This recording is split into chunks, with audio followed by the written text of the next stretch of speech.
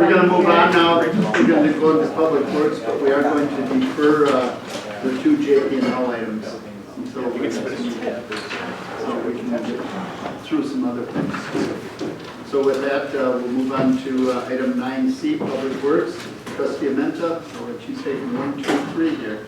Our first item is a resolution in support of International Migratory Bird Day, and we pass a resolution every year, and it relates to us retaining our designation as Bird City, USA. So I will move to adopt Resolution 2017-01, proclaiming May 13, 2017 as International Migratory Bird Day in the village of Shorewood. Second.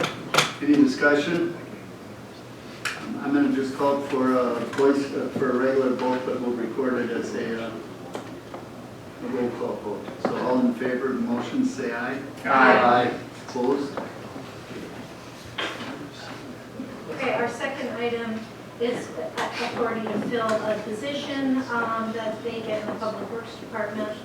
I move that staff be authorized to hire to fill the current vacancy in the Department of Public Works. Second. Discussion? All in favor of the motion stated, say aye. Aye. Opposed?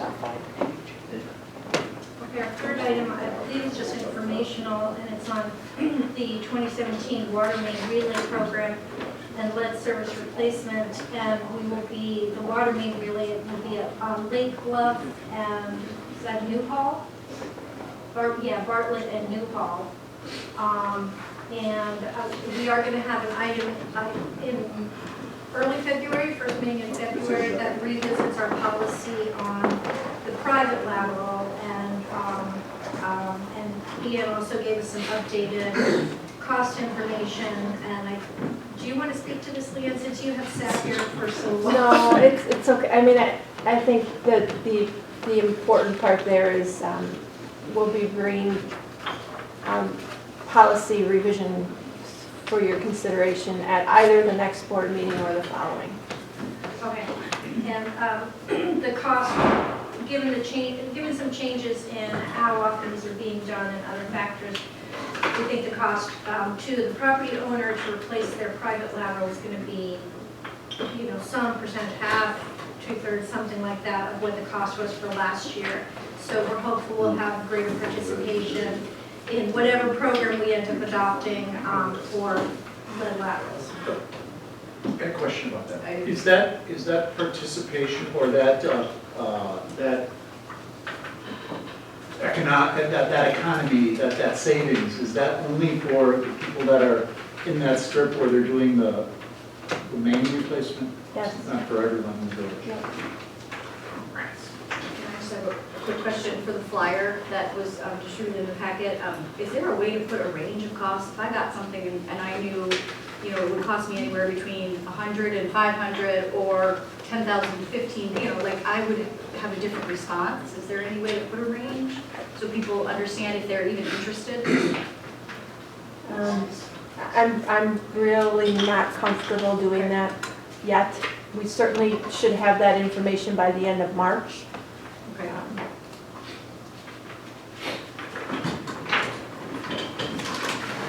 think that's it. Okay, thank you. So we will Thank you. defer the two JP&L items, the consideration amendments to the HR manual and the consideration committee of team policy.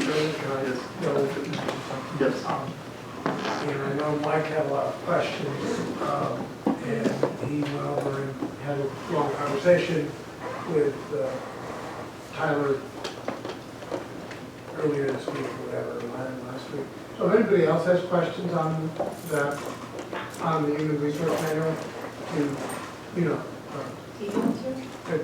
talk to Tyler, just so we can, get a little out of that. They appreciated a lot of Mike's questions. You bet. They worked, I don't think he changed anything in the discussion, but he explained it to Mike and that kind of detailed stuff. Thank you. Okay, so that takes us to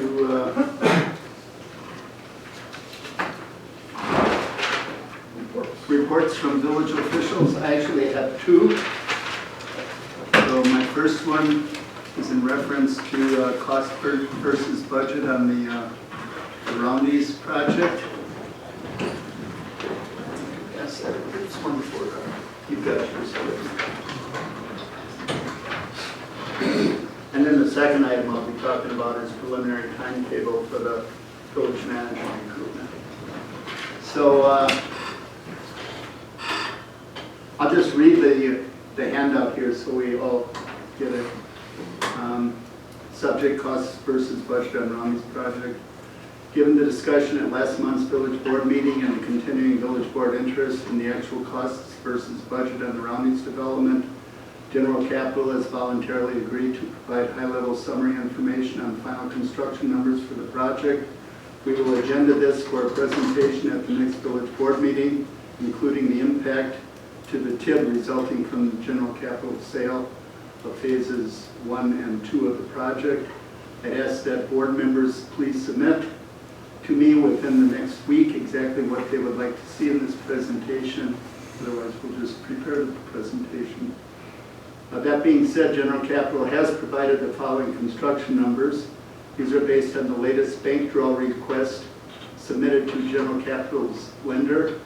While the apartment component phase 3 is not yet fully completed, it's getting close and the contracts are continually updated for each draw. Accordingly, General Capital and its lender has a pretty good handle on where the final numbers will end up. So here are the numbers. Phase 1, grocery store, it's $108,000 under budget. Phase 2, parking structure, $440,000 under budget. Phase 3, mixed use building, $1,745,000 over budget. On a total project basis, General Capital will be approximately $1,192,000. That's just the math from the upper three numbers there, over budget. I understand that the overage has been funded entirely through developer equity. The aggregate amount of debt on the project was not increased over the original budget and the original loan commitment.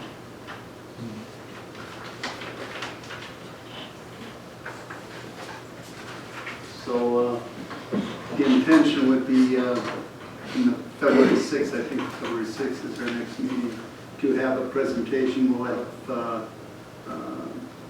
Bruce Block hopefully here for the presentation too. In our submittal of what we would like, I've requested documents. Do you want that to be requested again? I want anything you want requested to be requested again. So, Leave it up. okay. Now you're talking about documents for what areas? The original economic feasibility study and the materials, and then the actual construction costs. Okay. And the sales, and there was a couple other things. Okay. Well, I can just resend it. give a list. Don't resend just give a list of what you want to see in the presentation. Well, I'm asking, can I get the documents? I think that's what I'm asking. I will put the request in. Okay. I don't know if we can get it. Okay. Okay. Any other questions?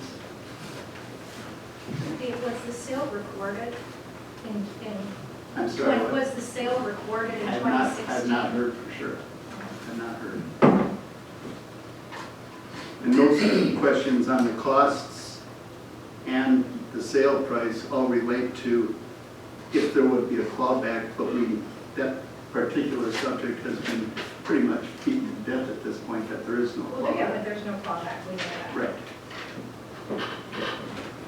Okay, now the next item is village manager recruitment timetable.